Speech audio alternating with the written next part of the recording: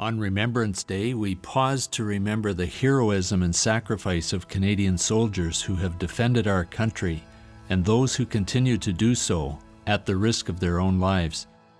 Bravely, selflessly, on our behalf, they have forged the freedoms, the peace, and the opportunities that we enjoy every day.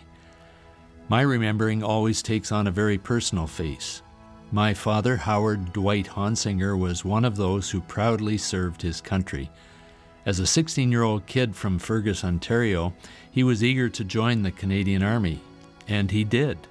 Something of a fugitive from the insignificance of a small town, World War II was his ticket to see the world and do something significant with his life. Fiercely proud of his uniform and his country, he landed on the beaches of Normandy to engage Hitler's Third Reich, June 6, 1944. He was still only 19 years old. He couldn't anticipate that he was in for the fight of his life. Of D-Day, a destiny-altering day, he later wrote, "I was there. I will remember the crashing of the waves that threatened to submerge the shallow boats. We could not escape from the wet chill of the water and the foreboding silence that descended at dusk. Then the coast of France appeared on the horizon like a thin blue line. As we prepared to land, there came the stunning explosion of bombs and shells.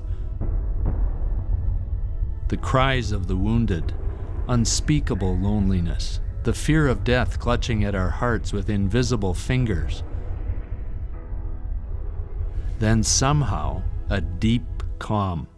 In the purgatory of the conflict, courage was born to enable us to do what had to be done. But there was something else I'll never forget. A trench on the beach became a chapel for me. Eternity seemed very near. There was the still, small voice of God within my heart.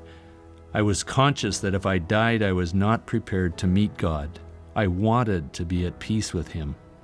My soul refused to be comforted, and then I remembered the voice of my Christian aunt who had tried to penetrate my drunken stupor as I said farewell before heading overseas.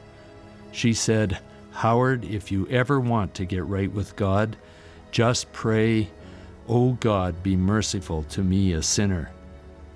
As I prayed, I had a sense of the nearness of a protecting presence. God was with me.